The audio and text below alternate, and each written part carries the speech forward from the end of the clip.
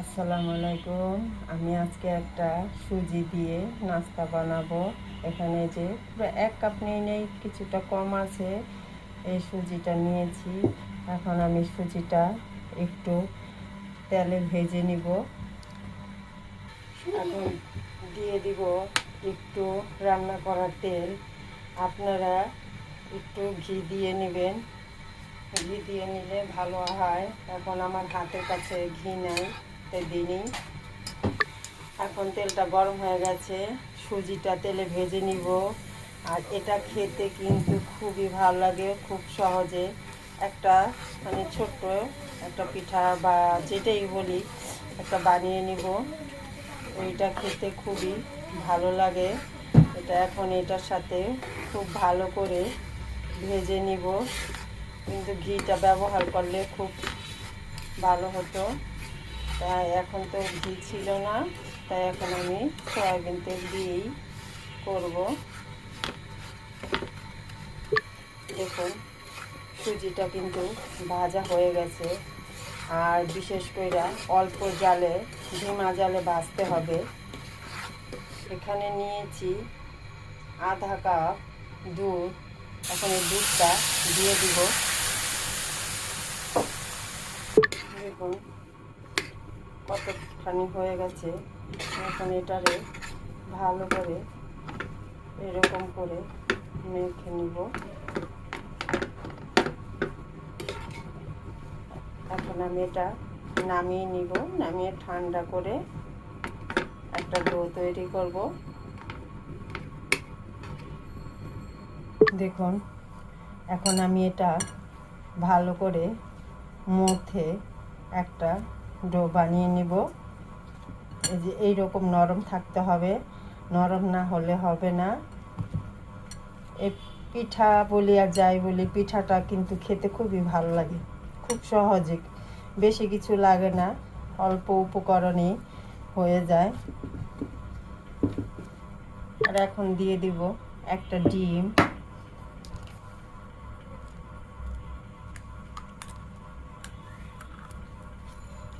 ডিমটা দিয়ে এখন আবার ভালো করে মথে নিব। দেখুন খুব সুন্দর একটা ডো বানিয়ে নিলাম। এখন আমি চুলায় একটু তেল বসিয়ে নিব আর পিঠাগুলো বানিয়ে নিব। দেখুন 2 হাতে তেল মেখে নিয়েছি, কারণ তেল ছাড়া হবে না, তাই এখন আমি দোনো হাতে তেল মেখে নিয়েছি।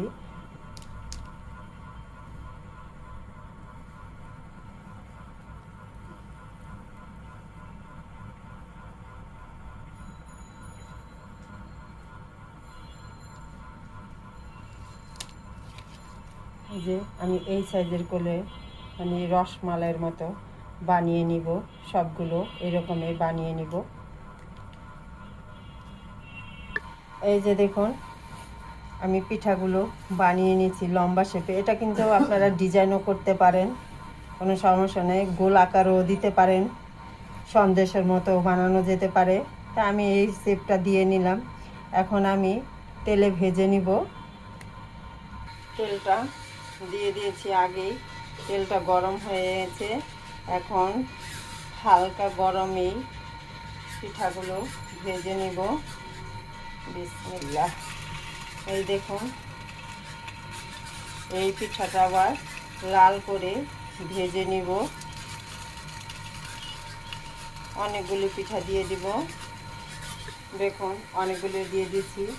এখন লাল করে ভেজে নিব। দেখুন ভাজা হয়ে গেছে আর কতটা ফুলে উঠেছে, কত সুন্দর হয়েছে। একটা একটা কোনো লাগে নাই। দেখুন এখন আমি এই পিঠাগুলো উঠিয়ে নিব। দেখুন চুলায় দুধটা বসিয়ে নিয়েছি আগে, আর আমি এই দুধটা কিন্তু গরম করে রেখেছি, জাল দিয়ে রেখে দিয়েছি। এখন আমি এখানে দিয়ে দিব একটা তেজপাতা টুকরো করে দিয়ে দিয়েছি, আর দিয়ে দিব 2টা দারচিনি, দারচিনি না এলাচ, হ্যাঁ, আর দিয়ে দেবো 1 টুকরো দারচিনি, কারণ বেশি দিলে একটু গন্ধ আসে, আর অল্প পরিমাণে দিয়ে দিলাম যাতে ঘ্রাণটা আসে। দিয়ে দিব মিষ্টি অনুযায়ী চিনি, চিনিটা যার যার পছন্দ, মিষ্টিটা যে যেরকম খায় সেই রকমই দিবে, কেউ বেশি খায় কেউ কম খায়, তাই ওই রকমই আন্দাজে মিষ্টি চিনিটা দেওয়া হবে। এখানে কিন্তু গুড় দিয়েও বানানো যায়, আমি গুড় দিলাম না, আমি শুধু চিনি দিয়ে বানিয়ে নিলাম। দিয়ে দিব সামান্য পরিমাণে একটু লবণটা দিলে চিনির স্বাদটা একটু অন্যরকম লাগে। এখন আমি এটা বলকের জন্য রেখে দিলাম। দেখুন দুধটা কিন্তু বলক এসে গেছে, আর আগেই বলছি যে এটা আমি বলক দিয়ে রেখেছি। এখন আমি যে পিঠাগুলো বানিয়ে রেখেছিলাম সেই পিঠাগুলো অল্প অল্প করে দিয়ে দিব।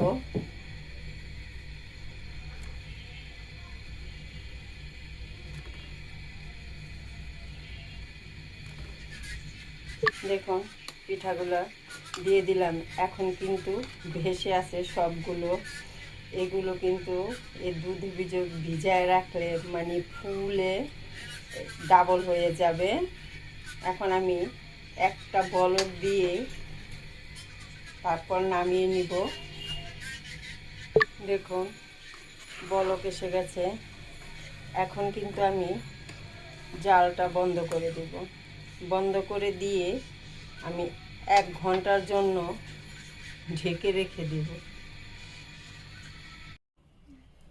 দেখুন 1 ঘন্টা পর ফিরে আসলাম, কতটা ফুলেছে দেখুন, আর ঘ্রাণটাও কিন্তু খুব সুন্দর আসতেছে।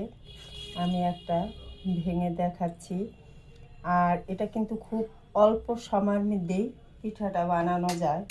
এটা সন্ধ্যার সময় বাচ্চাকে নিয়ে খাওয়া যায়, মানে যে কোনো একটা, আর খেতে এত মজা, দানা দানা লাগে, খুব খেতে খুবই ভালো লাগে। আমি এখন একটা ভেঙে দেখাচ্ছি।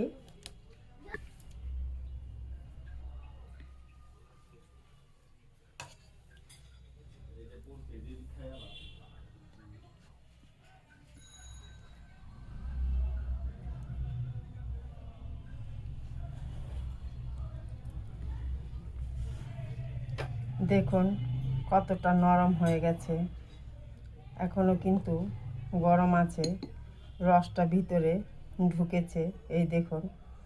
আর আমি একটা মানে সুজির মধ্যে লবণ দেওয়াটা মানে অফ ক্যামেরায় লবণ দিয়ে ফেলেছিলাম, তাই সেটা দেখাতে পারি নাই। সামান্য পরিমাণে কিন্তু সুজির ভিতরে একটু লবণ দিতে হবে।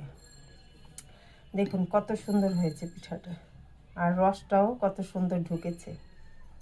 বন্ধুরা যদি ভিডিওটা ভালো লাগে একটা লাইক, শেয়ার, কমেন্ট করবেন, কমেন্ট করে জানাবেন, এবং ভিডিওটি বন্ধুরা সম্পূর্ণভাবে দেখে আমার চ্যানেলটি সাবস্ক্রাইব করে দিবেন।